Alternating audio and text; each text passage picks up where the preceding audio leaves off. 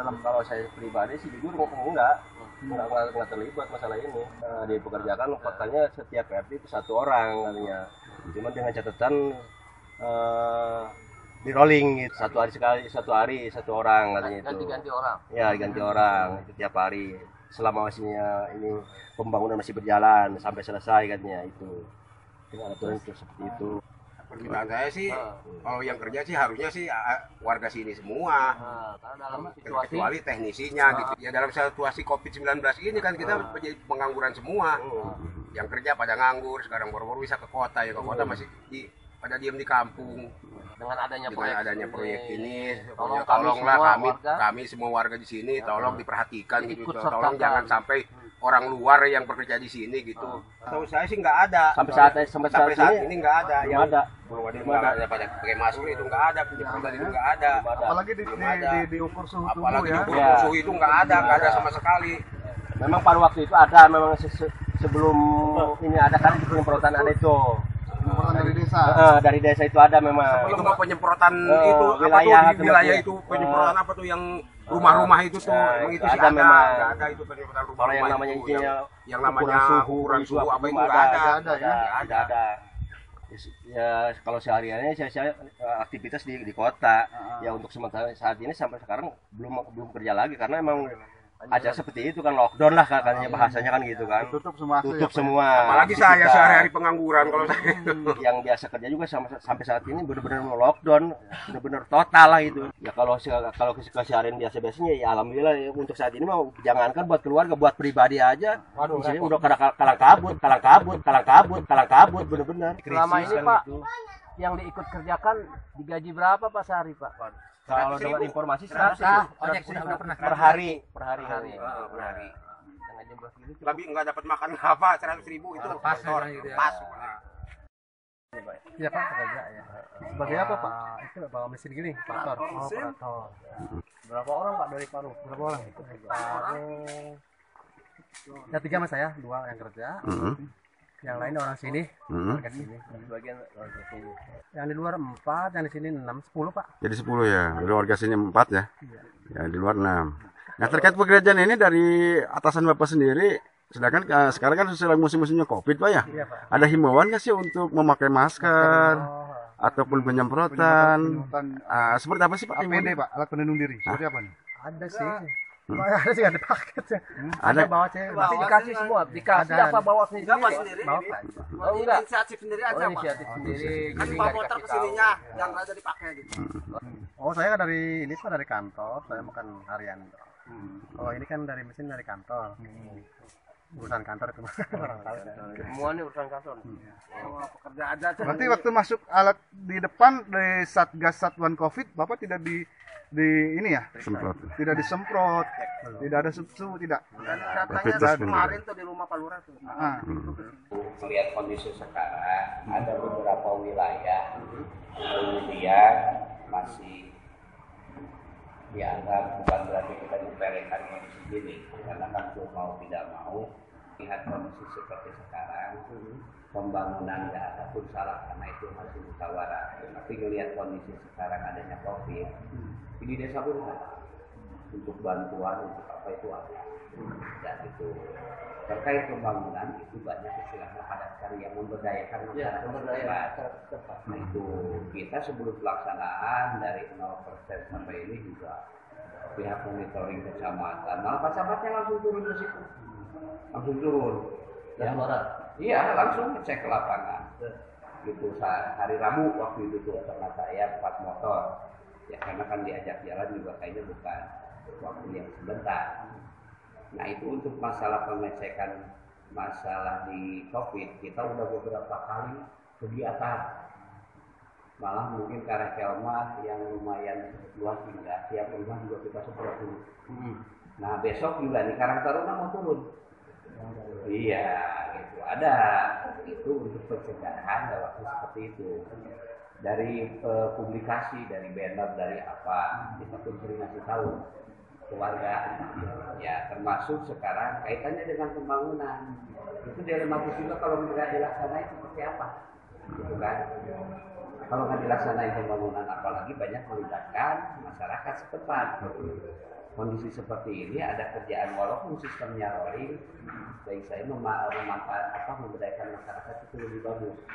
Nah itu, jadi untuk masalah pengecekan itu sampai sekarang pun di Karekel kita masih menunjuk ke puskesmas. Karena beberapa kali sebelum ada kegiatan ini bidan puskesmas sampai kepala puskesmas pun saya panggil ke sini. Karena jangan sampai ada informasi yang tidak akurat. Hoax lah, walaupun awal-awal sempat ramai. Karekel katanya tapi belum ada sampai sekarang pun alhamdulillah. Gitu. Jadi kaitannya dengan penanggulangan corona ya COVID gitu. Dari kita kegiatannya ada, bantuannya pun ada. Ada relawan-relawan di desa. Kalau nggak ada lagi dibikin. Itu dibikinkan sesuai aturan, semuanya kita bikin. Betul. Untuk bantuan sekarang sampai sekarang pun baru kuota pun itu baru dari gubernur kecamatan yang 2.327 berapa? 2.237. Nah itu kan sekarang dibagi aja, bagi 11 desa. Berapa? 200 sekian. Dari berapa RT? Kita udah bikin berita acara di desa. Karena kemarin kita rapat DPD, LPM, Mandor, diterima sama ada apanya? dengan kuota sekian. Harus diterima. Nggak sesuai dengan banyaknya itu. Jumlah kakak ya? Ya kan uangnya dari mana? Kalau daripada nggak diterima sama sekali, buat apa kita? Terus sosialisasikannya ke bawah bagaimana? Udah diinformasikan kita dari awal satu ke pengurus baik dari BPD-nya, LKD-nya. Sifatnya bantuan kan aturannya ada di luar yang PKH tunai non tunai sama orang yang mampu kategorinya punya pensiunan, inilah masyarakat komunis lebih tahu, ya kan? Nah akhirnya kita bagi cuma berapa kakak per RT, tapi satu yang kita ambil itu mereka yang punya jiwa sosial tinggi. Bukan kita mau melanggar aturan karena hasil kesepakatan kita di kecamatan. Riskan bahasanya 600.000 atau 500.000 per kakak, nggak mungkin. Sekarang 2.000 juga untuk Karekel kurang. Kalau misalnya di atas satu kecamatan. Dengan adanya seperti ini polemik buat kepala desa. Buat saya sih enggak, karena apa?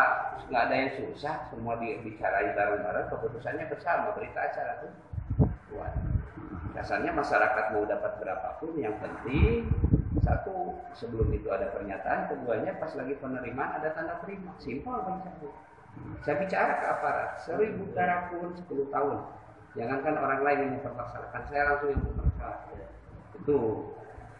Nah, udah mulai sosialisasi ke warga. Walaupun ada sebagian warga yang tidak paham. Sekarang kan anggaran pemerintah dari mana kalau melihat anggaran terlalu besar kan bukan hanya untuk bantuan yang nilainya 405 triliun itu. Di kesehatannya, di apanya, termasuk subsidi listrik, subsidi bank, angsuran, itu kan semuanya di situ. Nah kita emang di William kompak Pak, apapun kita bicarakan, karena kita ada paguyuban dan berjalan, itu hasil keputusan bersama. Jadi tidak bisa kan, satu desa ini beda, begitu kan. Nah itu kesepakatan. Kita ambil kita udah bikin berita acara Jumat udah 2 minggu kemarin. Udah mulai nih dari aturan kita bikin lebih awal biar pada waktunya berjalan lancar. Bagi saya sih ini nggak terlalu bermasalah. Berapapun itu yang diterima, saya sebagai pemerintahan yang di bawah mau ngomong harus melaksanakan. Kalau itu berbicara teknis, lah itu tadi. Satu, kemarin pun kita hari Minggu minimal masker kita udah bagi-bagi di jalan umum. Udah. Karena itu tadi bagi saya tidak perlu publikasi, bagi saya tidak perlu pencitraan pribadi saya. Yang penting kerja, masyarakat yang merasakan. Itu aja bagi saya maksud. Ya, kita teknis di lapangan sesuai anggaran itu kenanya sekian persen. Ya itu aja yang kita kelola buat masyarakat. Itu karena kita pun untuk pertanggungjawaban apa punya atasan. Kita ada inspektoratnya, ada ininya mana, gitu kan. Sampai tadi pun berbicara satu untuk masalah bantuan itu dianggap riskan. Riskannya kenapa? Kuota informasi dari atas sudah dibicarakan, tapi sampai ke bawah kan masih belum. Kan sekarang yang jadi dipermasalahkan oleh masyarakat itu apa? Belum ada. Banyak awal-awal setelah ada informasi itu banyak pribadi di japri saya. Pak gimana gitu saya jelasin. Insya Allah karekel di luar ketentuan itu akan kena dapat semuanya. Berapapun itu nilainya. Itu karena kalau melihat kuota 200 sangat jauh. Jadi gini Pak, kita membalanskan informasi yang ada di masyarakat tenaga kerja misalnya. Menurut di lapangan itu kan ada pos 1 RT 1. Oh, saya kurang tahu. Kalau ranah ke situ saya serahin ke pengurus. Ya, betul. Ini kan kerjaan bukan sifatnya padat karya tunai full. Kalau aspal di kita nggak ada yang bisa Pak. Yang di kita itu kerja kasar. Belum ada di kita, belum ada yang mampu. Mereka di sini ada sih orang karekel yang kerja di aspal, tapi kan bukan ahlinya, bukan ini, hanya pekerja kasar. Nah itu. Jadi kenapa kita pun meminta dan pihak pelaksana juga berbicara. Saya waktu itu kan kumpulin semua RW RT, ya saya kumpulin. Ada 4 orang yang dilibatkan di masyarakat. Sok kata saya atur. Itu karena untuk masalah di bawah, pengurus di bawah lebih tahu dibandingkan saya. Kalau lari ke kebutuhan semuanya butuh. Nah makanya pemerintah dengan adanya bantuan tunai itu salah satu bisa di-covernya sama itu kan. Seperti itu kita pun nggak bisa maksakin harus orang karekel semuanya kan kerjaan nggak maksimal. Seperti apa gitu kan? Nah makanya buat kita untuk kerjaan sampai ini pun saya nggak ngelihat ini ada masalah apa-apa untuk kerjaan. Kita udah terbuka keluarga ke semuanya. Tolong bantu kata saya gitu. Ini kan yang dulu diinginkan oleh warga masyarakat Parung Singa. Harga mati ini sekarang, walaupun saya harus mengalokasikan dana dari mulai bulan sekarang sampai 3 bulan berikutnya. Itu kan seperti itu. Jadi buat saya sekarang permasalahan di warga, kalau kita ngelihat ke satu orang ya pasti semuanya ngeluh kondisi sekarang. Tapi itu ada solusi dengan adanya berbagai macam bantuan. Nah sedangkan perbantuan yang dipermasalahkan sampai sekarang belum ada yang keluar satupun. Ya kan gitu, baru kuota. Tidak ada khawatiran karena tetap pembangunan harus berjalan. Melihat kondisi sekarang, desa pun harus mau gitu kan, dengan berapa jatah sekian persennya dari dana desa, dari mulai 15 sampai 35 itu. Kalau di karekel semuanya terbuka. Jadi buat pribadi buat saya nggak ada istilah yang khawatir seperti apa. Makanya bagi saya ya kerja tenang aja, nggak terlalu pusing seperti apa gitu kan. Itu karena niat saya satu membangun. Ya ini musibah semuanya, mudah-mudahan cepat berlalu, jangan sampai berkelanjutan. Apalagi bagi saya sebagai umat muslim sebentar lagi bulan puasa. Harapannya lah momen ini mungkin mudah-mudahan lebih banyak lagi kita mendekatkan diri ke Gusti Allah. Itu aja. Ini musibah bukan karena apa-apa, ya karena emang udah rencana Allah. Gitu. Tinggal kita yang di bawah, pemerintah udah mengatur semaksimal mungkin dengan keterbatasan, maaf dalam tanda kutip, anggaran besar tapi kan bukan untuk bantuan doang. Itu. Jadi untuk masalah corona ini masyarakat juga dihimbau, yang menurut saya ikut aturan pemerintah. Nah untuk masalah pembangunan ini udah direncanakan. Yang nggak terlalu vital, nah itu mungkin akan dialihkan anggarannya.